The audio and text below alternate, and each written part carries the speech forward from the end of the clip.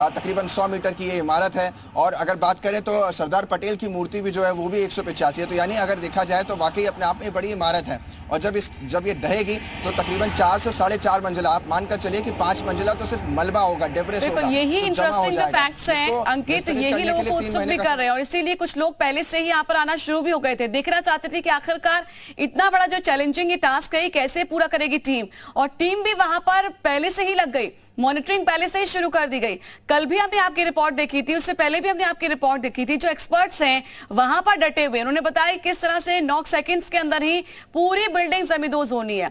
लेकिन जो लोग वहां पर ये देखने के लिए पहुंच रहे थे कि आखिरकार कैसे ये पूरा टास्क पूरा होगा, उनको रोकने के लिए भी क्या पहले से बता दिया गया है? क्या वहां पर लाउड स्पीकर के जरिए बताया गया कि आप लोग इस एरिया में ना आए? कैसे उनको रोका गया?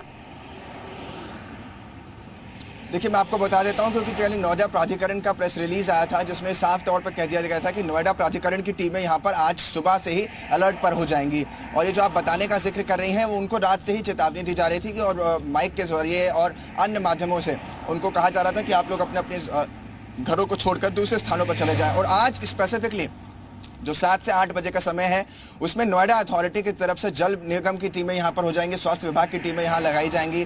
साथ ही साथ पानी के तकरीबन 100 से 150 के लगभग टैंकर्स यहां पर रखे जाएंगे। 200 से ज़्यादा कर्मचारी यहां पर होंगे जो जब वो मलबा गिरेगा तो उसको हटाने का काम करेंगे। और सबसे दिलचस्प होगा कि 2:30 बजे तो ये इमारत गिरेगी और उसके बाद तुरंत नोएडा प्राधिकरण की टीम अलर्ट पर आ जाएगी। और जो पेड़ हैं जिन पर जाकर के मलबा जम जाएगा, यानी धूल के कण जाकर के जम जाएंगे, उन पर तुरंत स्मोक गन का इस्तेमाल करते हुए, वाटर कैनन का इस्तेमाल करते हुए उनको धुला जाएगा। जो इर्द गिर्द की सड़कें हैं उनको साफ किया जाएगा, यानी स्वीप एक बड़ी बड़ी मशीनें लगाई गई हैं जो क्लीन स्वीप करेंगी पूरे उस रास्ते को जहां तक ये टावर है।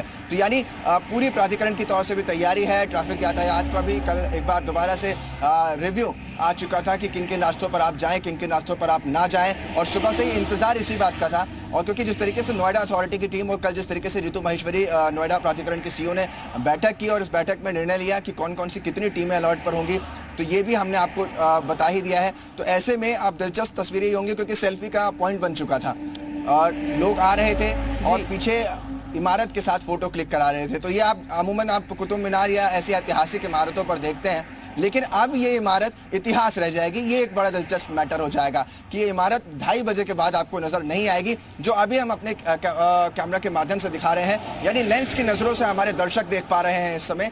ये इमारत जो आप अभी इस एक्सप्रेसवे से भी देख पा रहे हैं, तकरीबन यहाँ से 5 से 6 किलोमीटर 2 से 3 किलोमीटर दूर है ये इमारत इस समय।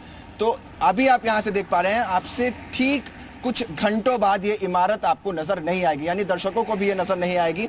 और ये कैमरे की नजर से आप देख रहे हैं, जब आप जूम करते हैं तो कितनी इस इमारत पे, क्योंकि सबसे ऊपर जो है वो लगा दिया गया है कंपनी का एडवाइजर्स इंजीनियरिंग का, जो इसको गिरा रही है, जेट डेमोलिशन। क्योंकि जिस तरीके से हमारी कई अधिकारियों से बात होती रही इस दौरान, फिर चाहे जेट डेमोलिशन के जो ब्रिक्समैन रहे हों या फिर इंडियन ब्लास्टर रहे हों, उन सभी ने कहा कि डर भी है लेकिन उत्साह भी है, क्योंकि जब बटन दबेगी तो असर वहां दिखना शुरू हो जाएगा। और तकरीबन ये जो 9 सेकंड बताया जा रहा है, मैं आपको ये भी बता दूं, ये पूरा 9 से 12 सेकंड की प्रोसेस है, जिसमें से गिरने में इमारत को तकरीबन 3 से 4 सेकंड लगने वाले हैं। लेकिन जो करंट है वो पास होगा, जब आप यहाँ बटन दबाएंगे तो उस इमारत के हर जिलेटिन तक करंट पहुंचने में जो समय लगता है वो 3 से 4 मिनट का समय होगा। और इसीलिए बायबैक के लिए दूसरा प्लान भी तैयार रखा गया है कि प्लान बी भी हो।